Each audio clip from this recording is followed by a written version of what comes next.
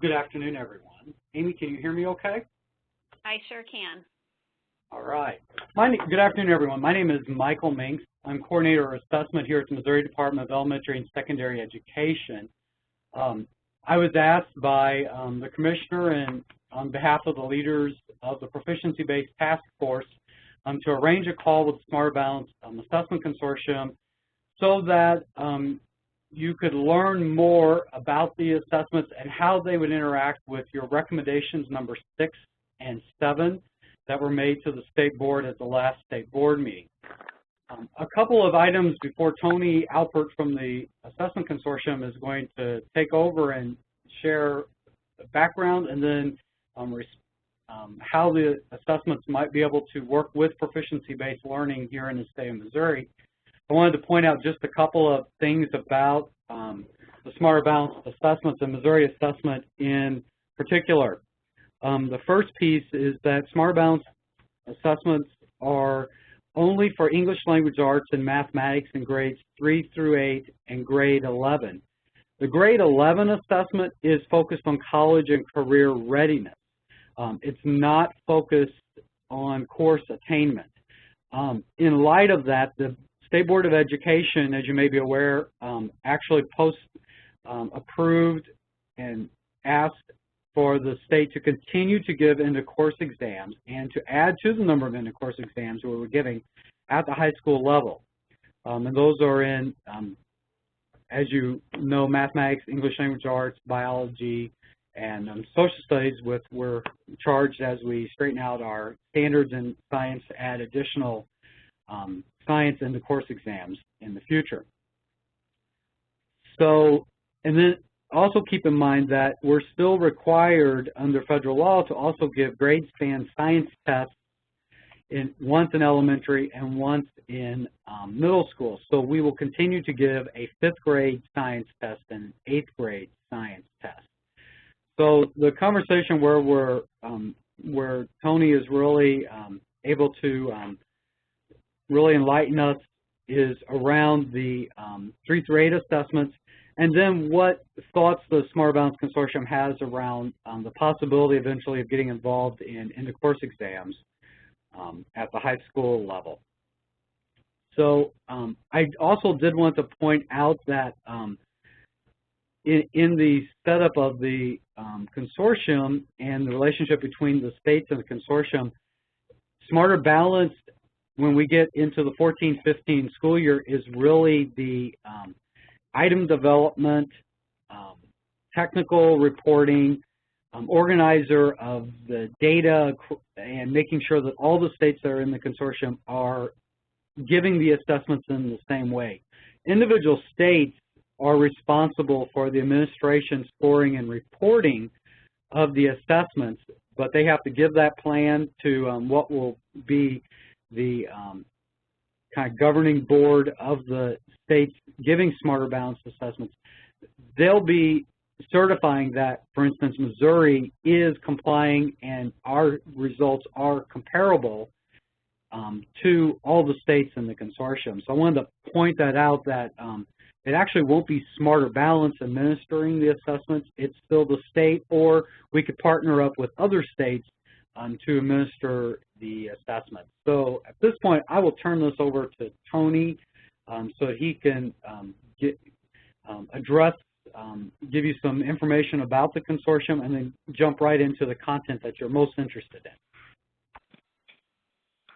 Thanks, Michael. I appreciate it, and I think that was a really good overview of the differentiation of roles.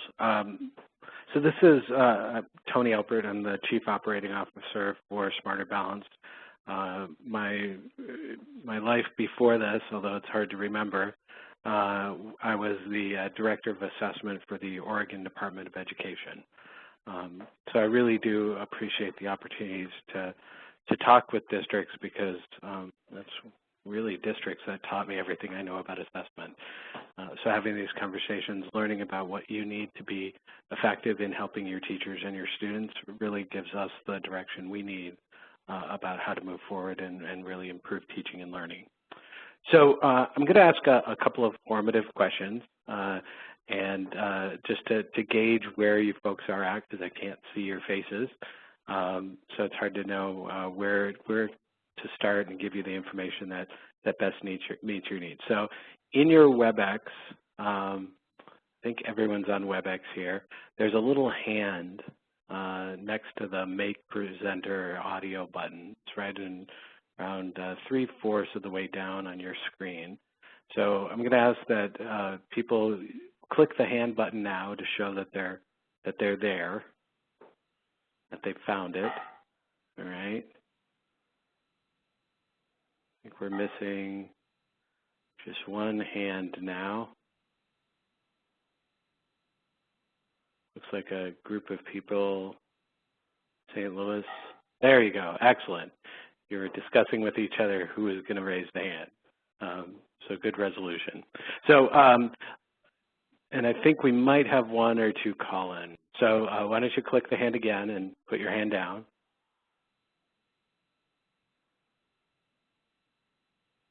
Excellent. So why don't you raise your hand if you've been to the Smarter Balanced website in the past 2 weeks.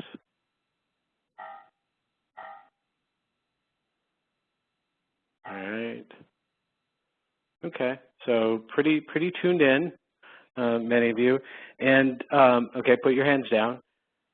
And how many of you are, if you're at the district level, your school, or if you're at the school level, your school, how many of you are involved in the pilot test, the scientific sample? Okay, a couple of you, all right. And then how many of you receive the weekly newsletter from Smarter Balanced? Okay. One of you. All right. So I'm going to assume some general knowledge about Smarter Balanced, but I'm going to go into a little bit of review for some of you just to make sure we're all on the same page about what it is that Smarter Balanced is working to develop. And then I'll go through it relatively quickly and stop periodically so that you can ask questions. And then once we have a common foundation of understanding, then we can move forward. So let me share, I'm going to close my email down so you don't have to see all the messages pop up, and then I'll just share my desktop here.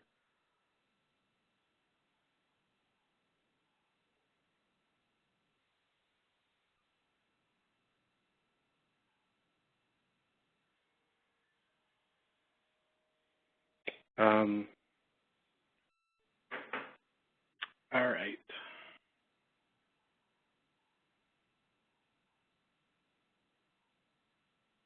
So this is actually a different presentation I gave to someone else. So I think this should look. Sorry, but it's showing up on the two-screen mode. Oh, it is. Okay. Let me. Yeah. Thank you for telling me. I've got my laptop projected or translate on another monitor, so it gets confused.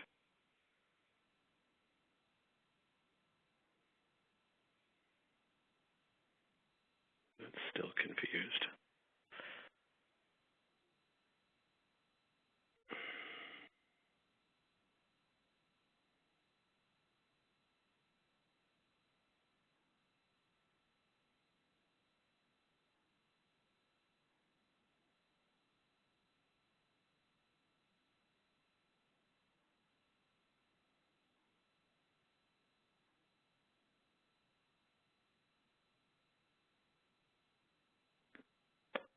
So, all right.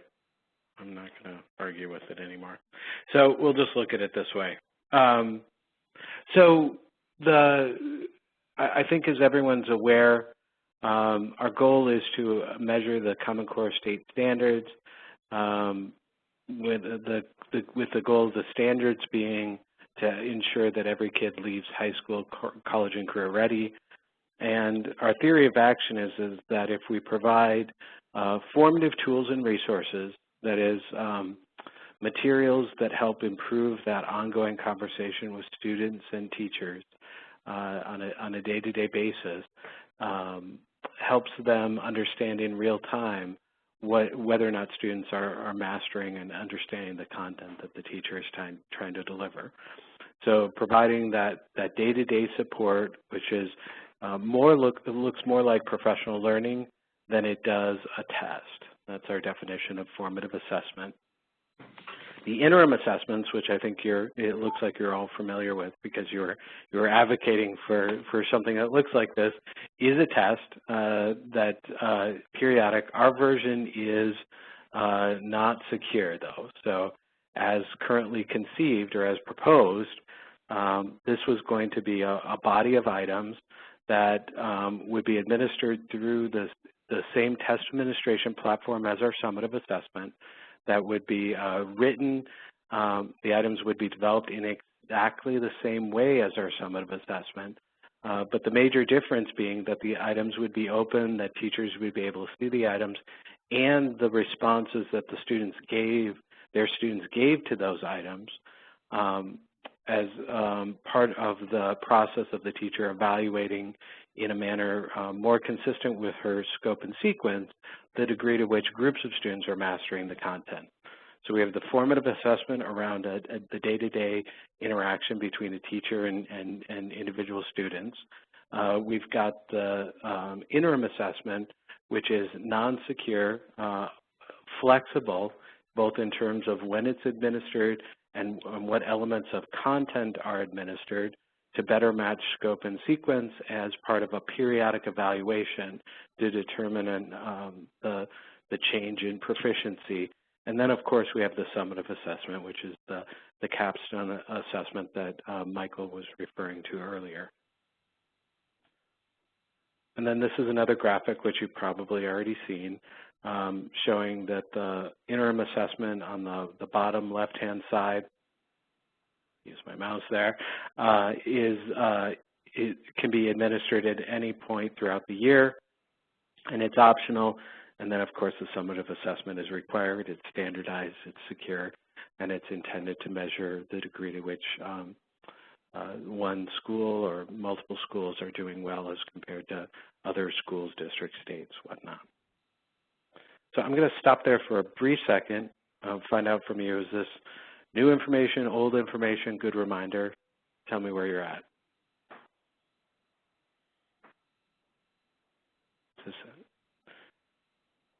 Keep going this way, or should we dig into the details on your questions?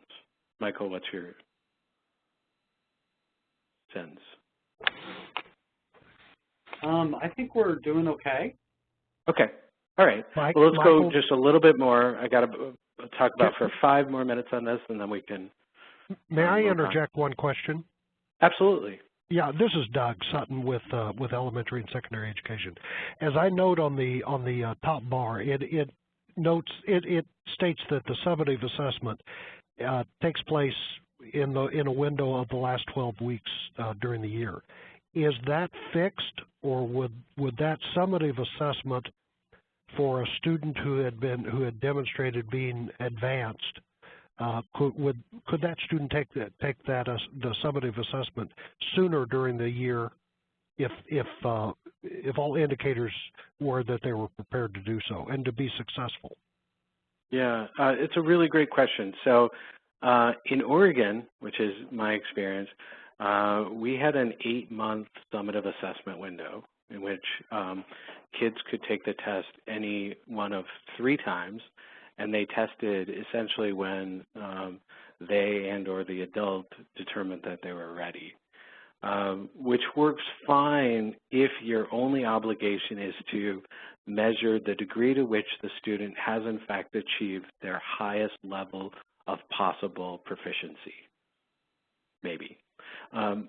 But if you're trying to evaluate the degree to which a school is creating opportunities for growth, then it becomes a little bit more difficult, some might say impossible, but you could use statistics or whatnot, to discern what the growth might have been for a kid that tested in, let's say, December versus a kid that tested in June or May. And so you could assert that a kid that tested in December and passed and had 3 months of growth, let's say, is valued at something equivalent to another number, or you could do some kind of statistical adjustment where you project what they might have achieved. But when that gets into the realm of accountability and policy level discussions about to what extent are the resources being allocated in an effective way, it loses some oomph. And so as part of the grant that we applied to, we have an obligation to create an assessment system that describes the achievement of schools, if you will, and also the degree to which the schools are creating an environment for growth, in essence. So the way we address that is we standardized the summative assessment towards the end of the year, so that we could get a reasonably consistent measure of growth from year to year for every student. Some would argue that the 12 weeks is too big of a window even for that. But the reality is, as I think you're all aware, many districts, many schools don't have enough computers to test in smaller windows. So that was really it's an ongoing argument that we have with people about the tension between the validity of a shorter window and the capacity of schools to be able to administer it. Now, from a student's perspective, this really all seems kind of silly. So and in fact, from a certification perspective, if your goal is to have students test and move on, then testing them at the end of the year when they haven't had the content, they've moved on to a whole different set of content, it becomes conflicting.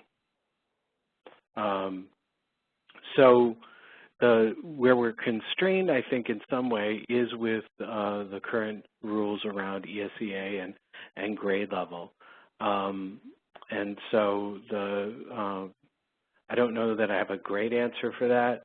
I think that's inevitably the future evolution of grade level testing is, in fact, figuring out a way that allows kids to be certified on a body of knowledge and then move on. That's the way higher ed is going. That's why you folks are interested in this work. So it just doesn't quite fit with the system.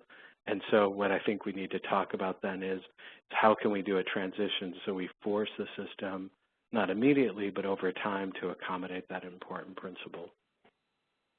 This is Mike Fulton in Pattonville. And so I just want to do a clarification question on this slide. The optional interim assessments that are computer adaptive, I understand the kids take that through the year, but they would still, as I'm reading this model, they would still have to take the summative assessment for accountability purposes. Is that accurate? Yes, that's accurate. Okay, but is there a way for the optional interim assessments to capture portions of a student's learning such that 2 or 3 of those kinds of interim assessments could capture whether or not students in fact are proficient on the standards in that subject at that grade level? In lieu of a single assessment at the end of the year? Right. Yeah. So it's a really critical question. It's important. We actually, when we started writing the proposal, what was it, almost 4 years ago, Linda, we were going to use a term that Linda Darling-Hammond had coined, which was a through course, that you assess periodically throughout the course, you then take all that information acquired throughout the year and you evaluate it at the end of the year rather than capturing all that evidence after the student has completed their work. So through course as compared to end of course, which I think is consistent with what you're suggesting. The psychometrics, the statistics necessary to support that just don't exist today. So especially given that kids could take, let's say unless there were an extremely rigid standard scope and sequence across the entire nation, then asserting that a kid that takes algebra at the beginning of the year versus a kid that gets it at the end of the year, that's the same content, is a hard assertion to make.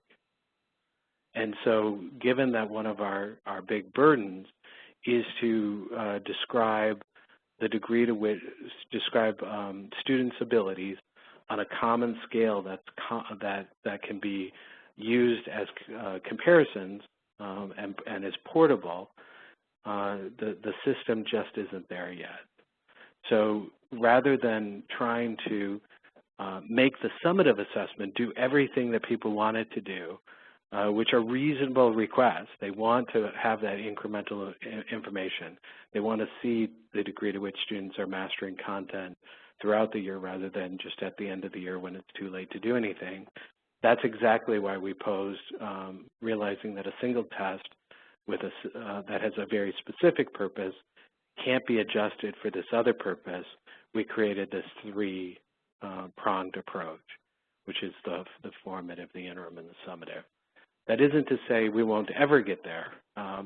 Our intent is to try and integrate into the teaching process, the assessment process, so that it's more efficient for teachers and students. But that's probably going to take a change in the East Coast, the politics of education, and it's going to take a change, an enhancement to the way we conceive of the statistics underlying these tests. But it's a worthy goal. One other just quick follow-up, and yes, no is fine because I know this is a technical question, but is the issue with the psychometrics related to growth at all, or not? Yeah, I think that's absolutely. I think it's related to growth, and I think it's related to really thorny issues about what do you do if a kid comes in the middle of the year. So, right. and the scope and sequence is already passed. That's where it gets really ugly, especially if kids that are disadvantaged tend to come in the middle of the year more than others. So then you're talking about a differential evaluation for subgroups, and then people get really ornery. Right. And so then the hackles go up. Right. So if growth wasn't a concept that we were concerned about, rather we were concerned about demonstrating understanding of a fixed body of knowledge, then would the psychometrics work in that model? I think so. So, you know, if in fact you just wanted to do like a report card where you had each cluster of skills was independently certified and you kind of check it off and you didn't have an obligation to combine it into an overall evaluation, then I think those particular psychometric issues fall away. You get new psychometric issues, and that is every time you make a decision, there's an error band around it. So the more decisions you make, the more errors you have the potential to make. Now the corollary to that is if you're using more information for each of those decisions, if you're using sufficient information for each of those decisions are relatively precise. But the checklist approach has an inherent potential consequence of multiple decisions with proportionately limited information can be error prone. So just to put a fine point on that, if you made 5 decisions out of 25 items as compared to 1 decision out of 25 items, you're going to be more confident about that 1 decision than you are those 5 decisions. That makes sense. Thank you. Sure. Great question. All right. So I'm not going to go into too much detail. You already know the limitations of summative assessments. That's why you're interested in other options. We already talked about the 2-prong approach. It sounds like you folks are all familiar with adaptive testing, but just so we're kind of, we have a consistent understanding, I think this is a really good graphic of how an adaptive test works at a very high level. So you start with a guess about where the kid is at. If they've taken a test before, you can start with that information, but usually we start in the middle of the distribution of the item bank. And then the kid responds to the item, and then the computer is going to discern, has it met its measurement criteria? Does it know yet to what degree the student has what their ability level is? And has it distributed, presented to the student all the content that it has to? So it's always looking at those two issues. Do I have a measurement issue? Do I have a content issue? Do I need more information, or do I need qualitatively different information? So we don't want a kid to just get all geometry items, right? We want a kid to get content that's spread out across the Common Core content standards in the manner described by our test blueprint. Now, usually what happens is Michael sits at the Department of Education and plots that all out, or he looks over his content people's shoulder and says, no, you missed some items there. And they plan this all out in advance so that the measurement issues are addressed and the content issues are addressed. What we do, what we're going to collectively do, or you are collectively as states, is have the computer algorithm do essentially what the content people were doing, but doing it on the fly. And so it's going to use the test blueprint as a guide to pick the right content, and it's going to use the student responses to pick the right level of difficulty. So it keeps on looping around until both of those conditions have been met. The score is precise enough, and it's allocated, it's met its test blueprint requirements. So we do intend that algorithm is going to work on the summative assessment. We believe we hope that it will work on the interim assessment. The degree to which a test is adaptive, though, depends on how many items there are. So as you can imagine, if there's a content constraint and a measurement constraint, it tries to find an item that meets that next criteria. And if it can't find it, then it's going to pick the next best item. It's going to find out what the best possible item is. Hopefully that item is readily available. If it's not, it's going to have to scale back its expectations and maybe get an item that's a little bit harder than what the ability of the student as it appears to be, or a little bit easier. But the perfect item would be an item that's always right at its estimate of student ability.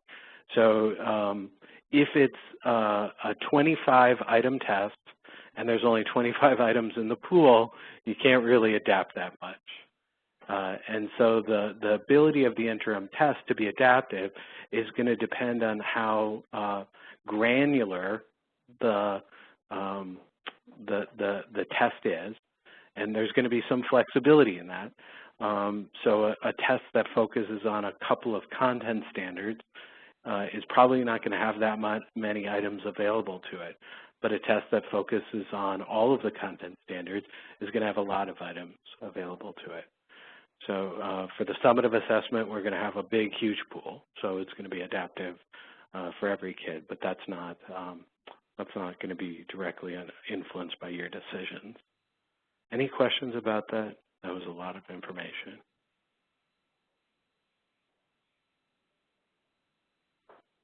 Okay. Tony, there's a question that came in through chat. Excuse me. How do the optional paper assessments work? Well, first there has to be a decision at the state level about whether or not they're going to support it, and if so, how. And what we expect will happen is that we're going to develop some camera-ready images at the consortium level, and then we'll hand it off to the states, and we'll say, go forth and print to your heart's content. But their heart is going to be influenced by their pockets. So it's going to be a conversation that they need to have with you. The states are going to have with districts about how can we push the envelope to get as many kids online, and how do we minimize the amount of paper so that we're not paying for essentially filling up landfills. But it's a huge trade-off because districts have to make investments in technology, or if they don't have it, and so it may make sense as part of a transition plan to use paper.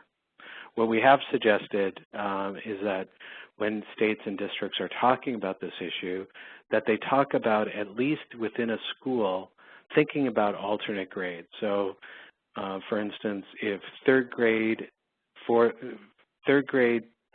takes ELA online and fourth grade takes math and fourth grade takes math online, switching it back and forth so you get about half your kids taking it online, or every kid taking at least one test online, that's helpful for the kids. It's much more helpful for the adults. So getting the adults used to the system and having them figure out what they need to do to help the kids is critical. And if sometimes the approach is, we're just going to have our third graders take it online, and our fourth graders will take it on paper. Well, that's okay, but then the fourth grade teachers still have to ramp up and learn how to use the system. So I would strongly advocate for, if you have to do a split and shift, so that as many adults as possible get exposed to the online system.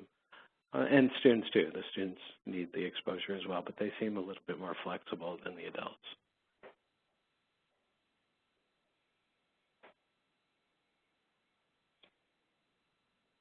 Any other questions about paper? Okay. Well, let's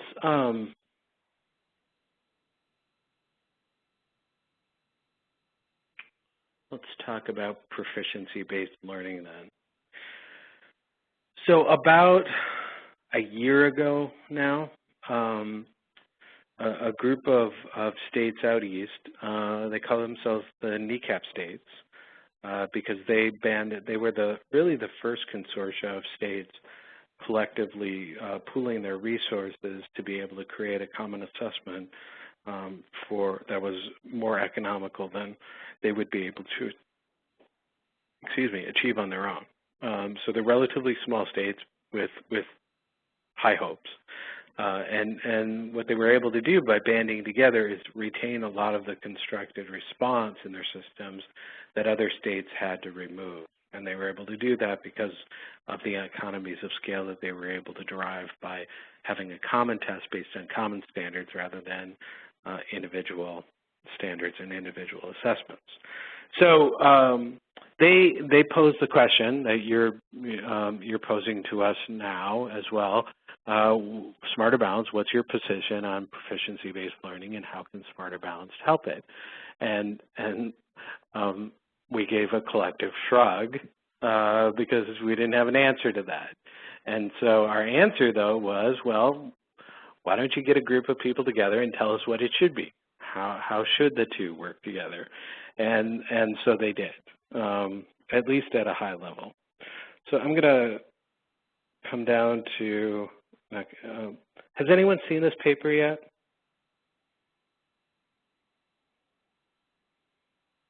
No one's seen it? Okay. So maybe as homework, Michael can disseminate this to you folks, and then maybe we can have a follow-up conversation. Oh, you have seen it. Great.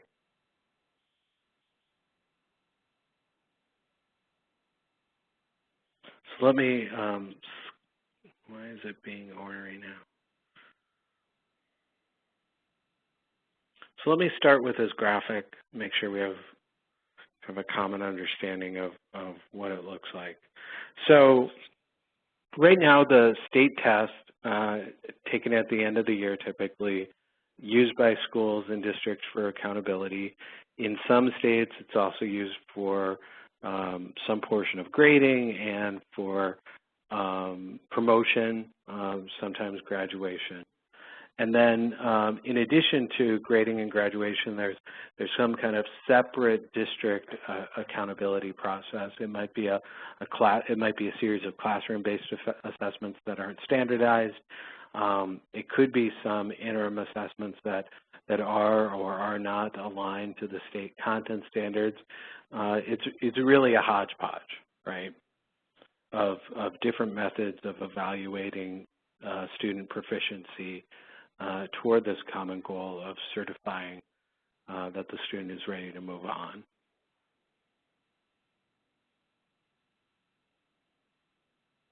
So what we think about in the short term is that if our goal is to align the system, then and we know that the summative assessment, that capstone assessment, really isn't particularly helpful during the year because it happens at the end of the year.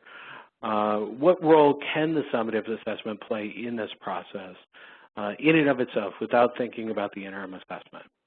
And so given that the summative assessment will be predictive of college and career, so especially at high school, but even making sure that kids are on track for high school because it's going to be a well vertically articulated progression of content on a vertically articulated scale, it should be able to serve some kind of validation purpose even at the earlier grades. So what this describes is that you could conceive of the summative assessment being a check on that, and hodgepodge I said, but that, it's only hodgepodge when you look at it from a national level. Hopefully within the district it's coherent. But to the extent that the summative assessment should in fact co-vary with the level of mastery described by the district measures, then they should be able to use that to determine outliers. So for example, if a classroom has 10 kids that according to one measure did really well, and one kid that did poorly, but on the Smarter Balanced assessment, that one kid did really well on the SBAC assessment, but all the other kids did poorly, that would be a low correlation and probably a flag for further investigation. So it doesn't necessarily mean that either one of those measures, the summative, the SBAC assessment, or the district measures were wrong. It just means that they're different and probably bears further investigation. And in my personal opinion, that's actually the best purpose for a summative assessment, is to sponsor new questions. Summative assessments rarely tell you the answer, but they almost always identify spots that are worthy for future discussion and investigation. So, so other than that, this map stays relatively similar. You can still use the summative assessment for accountability purposes. You can still use it for graduation purposes. But the key difference and perhaps an interim step, I shouldn't use that word, but a first step in creating a cohesive system is to start looking at the relationship between the classroom-based measures, the district measures, and the summative assessment to see to what extent there's variation either in the understanding of proficiencies or the types of evidence that are being collected, or if there's something else going on that's causing a difference. So I'm going to stop there for a second and get your thoughts about that.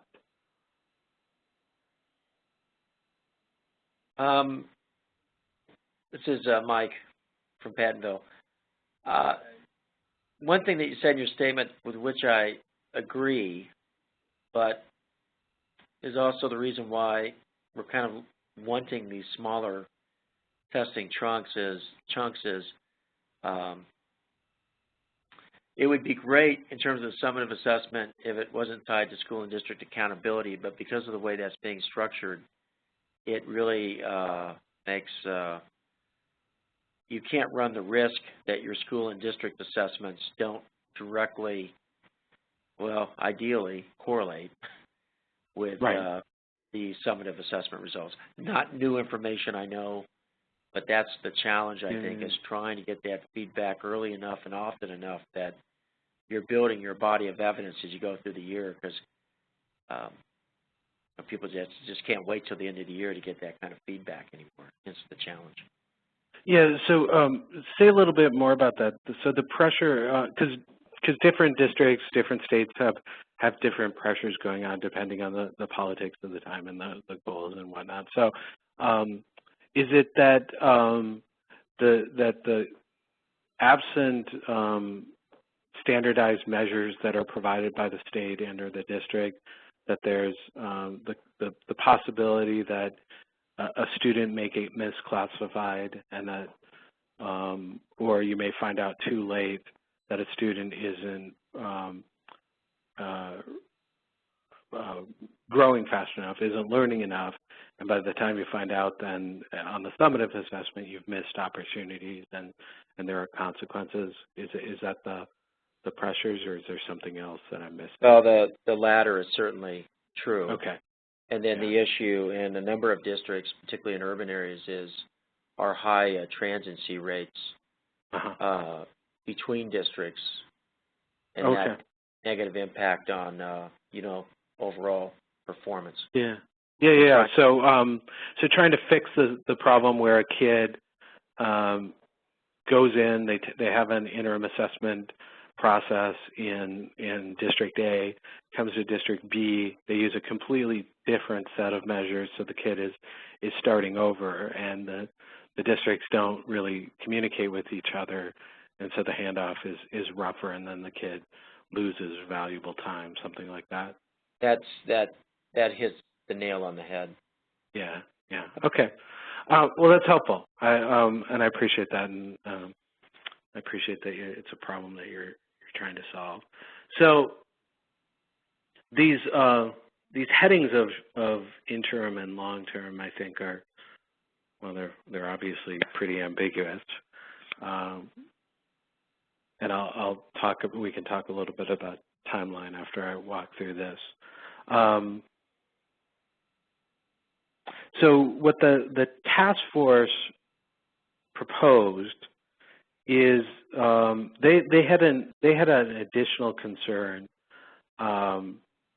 beyond those two pressures that you described. Their concern was, if in fact you want to use an interim assessment as a certification process that yields value for a student, and depending on your accountability measures, could yield value for a teacher, for instance, in a pay performance environment, or if the accountability at the school level is particularly hefty, one of their biggest concerns was the non-secure nature of the interim assessment that we were posing.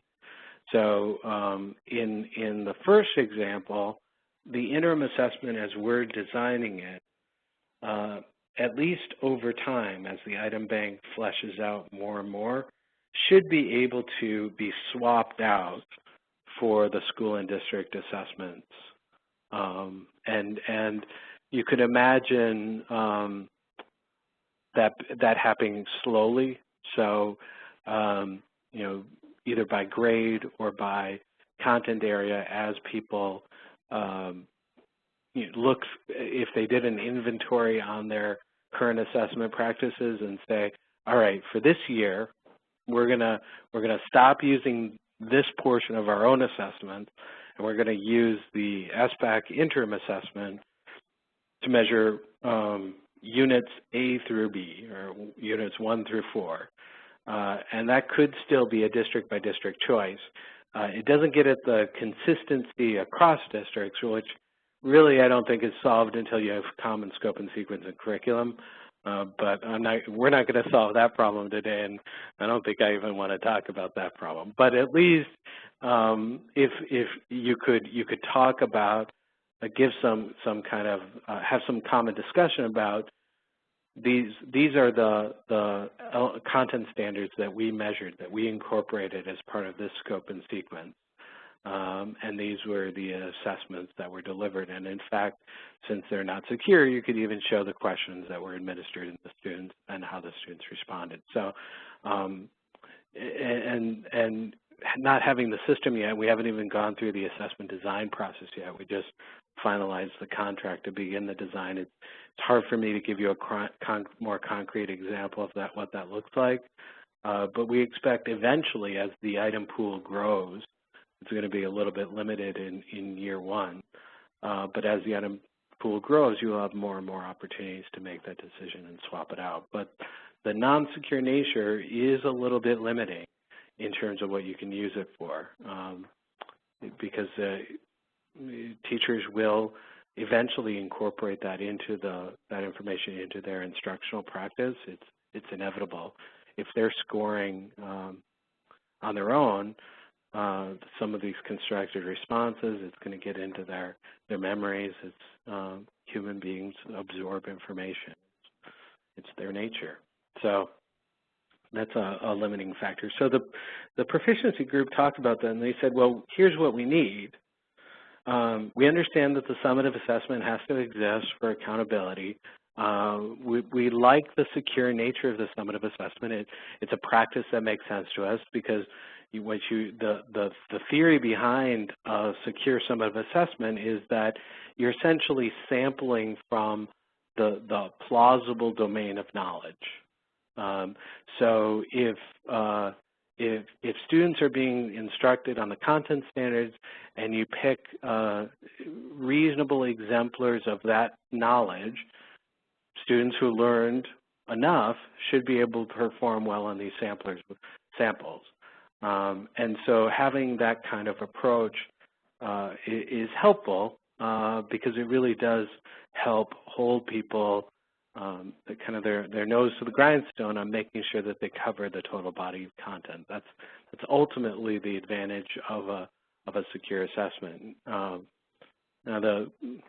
as an aside, what we might hope is that eventually we'll have so many items in our secure bank that it's impossible that any kid could memorize so many that they could anticipate being successful based on memorization alone. And if they were able to, then we probably just say, fine, you memorized them all, good job. But and we don't quite know what that number is. We're going to start out with about 35,000 in the summative and about 15,000 in the interim. So we think the magic number is somewhere between 35,000 and 1 million. But at some point, if we're able to keep on going and producing new items, we'll get to a point where security doesn't really even matter, that it will be impossible to memorize so many that it can improve your chances to do well. But that's not where we're at. So what they proposed is something called a secure interim assessment that would have all the attributes of the secure summative assessment item pool, but it would leverage the flexibility of the test administration platform associated with the interim. And that is, rather than having that fixed blueprint that I talked about earlier, predefined that schools or districts or even teachers might be able to have access to a secure item pool through the test administration engine via a more flexible approach that allowed them to match the content to their scope and sequence. Now, being secure, the teacher would never see the items, so they would, if they were the factor one making the decision, they would pick a cluster of content standards, 4 or 5 or 6, depending on how deep the item pool is, as necessary to get a reliable score, and then they would make that test. They would assign a test to a group of kids or something like that, and then the kids would have access to that test at that point. So the kids would take the test, teacher would get the score, and then they'd be on their way. Scoring of the secure interim is conceptually is going to be a big issue. Right now on the secure summative, we're expecting somewhere between 25% and 40%, depending on if we're looking at ELA or math, of the constructed response on the test is going to have to be human scored. So for the interim assessment, the non-secure interim, any of those that can't be machine scored, that can't be scored by the computer as it's being administered, the teacher is going to have to score them herself, or she's going to have to exclude those item types, say, no, I don't want to do any scoring, or yes, I'd love to look at my students' responses and score them. So there'll be some kind of option about that. On the secure interim, they probably would have to do that too. There's some validity issues associated with that, though.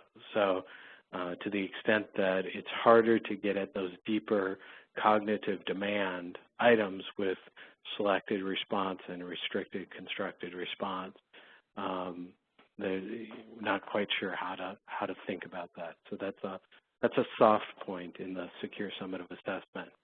But beyond that, I think it maps out pretty consistent with what we talked about earlier, that you could use the secure interim assessments and in addition to whatever other measures the district wants to put in place, and you could use those either as independent evaluations or as part of a validity approach. So hopefully teachers would be collecting lots of information about a student. They could do periodic checks with a secure interim assessment, not to necessarily certify, because that's, they may want to do it that way, but that's a little bit risky given the measurement issues around large bodies of sets of skills and small amounts of information.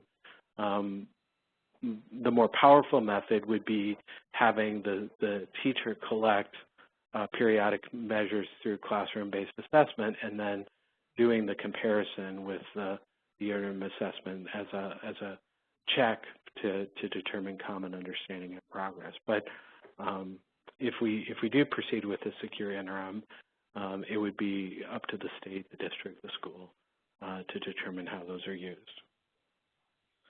So I'll stop there because I was talking a lot. Any questions about the secure interim as a concept? What's the time frame for bringing something like a secure interim assessment online? So let me talk about where we're at then on the task force. So the task force had several recommendations, two of which they considered the most important. And that was to create a second task force that would discuss these issues. You know, how do we conceive of what are some more of the details? How would we conceive of the constructed response being scored? How might that be done in a way that minimizes costs and maximizes validity? So you could imagine that one option would be that a teacher was able to push a button and send their scores to another school, and schools have scoring swapping going on, or district swapping, the district test score swapping, so they each agree to score each other's or something like that. Or it could be randomized, so every district agrees in this pool to score assessments, and the computer knows not to give them their scores, so that they're able to access these test scores, and they all agree to score a certain percentage or something like that. Those kind of specifications and requirements to really conceive of how this would roll out have to be described by users, like you folks, before we can really estimate how much it will cost to build a system and when we can build it.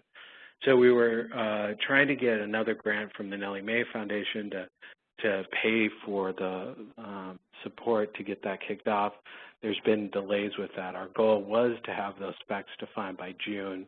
I think we're now looking at getting the specs designed by August or September, and then we'll be able to do a gap analysis between what the requirements would be for the secure interim assessment and compare that to what we currently have established for our summative and non-secure interim.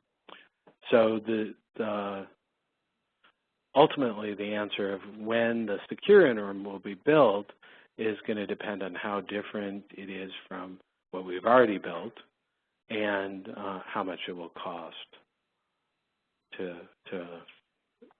fill in those gaps. But I can say that we've got, including you, Oregon, New Hampshire, Vermont, Maine, we've got at least 6 and probably another 4 states out of 21 that are very interested in this. And as I mentioned earlier, in my view,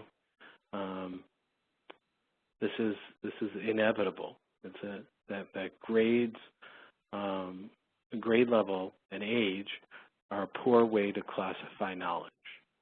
So clustering the content standards by grades really doesn't help describe the learning progression and to help kids understand where they're at as compared to where they need to be.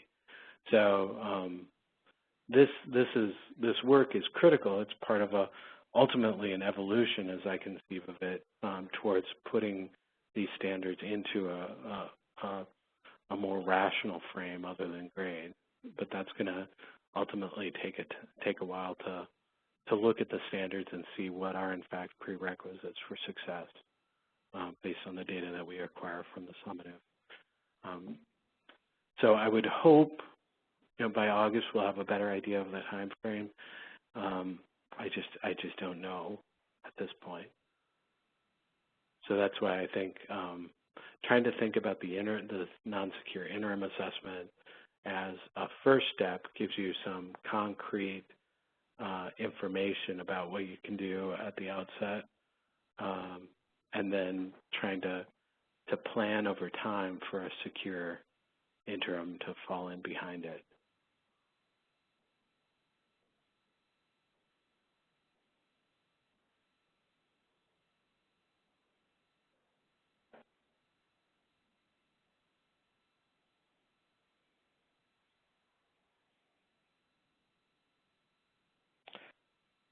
So that's all that was, I think, the most that I had planned to talk about today, but I'm happy to talk more, answer more questions. Tony, there was one question that came in through chat. Long term, will Smarter Balance be the vendor that offers the computer system that services the assessment to the schools? Or will the items be sold to a company that already has a delivery system in place for these secure interim assessments? I'm sorry if you've already addressed that. What's that? Sorry, that was the question. I apologize if you've already answered some of that. Yeah, I mean, I can just reiterate what Michael said. At this point, we plan on providing the content to states. We also are building an open source test administration application that we believe will be enhanced over time. We're excited about the prospect for states to take that test administration platform and host it themselves. I know Missouri has been talking about an option to leverage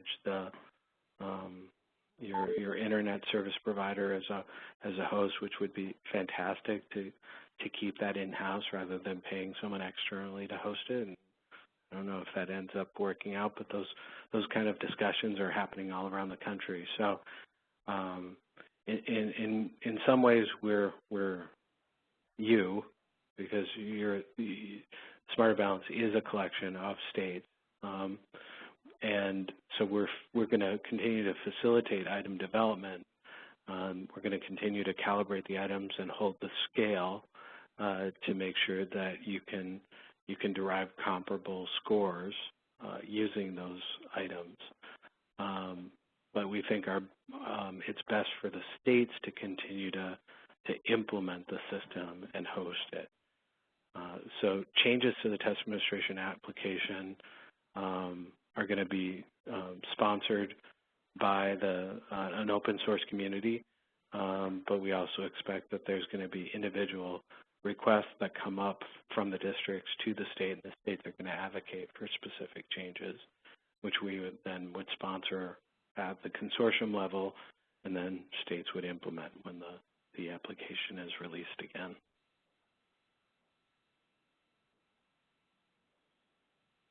Well, this has been very helpful. I very much appreciate you taking time to explain all of this to us. Oh, my pleasure. I wish I could be a little bit more concrete. I know it's for people in the trenches. A lot of this seems abstract and not really anything you can sink your teeth in at this point because the plans aren't solidified yet.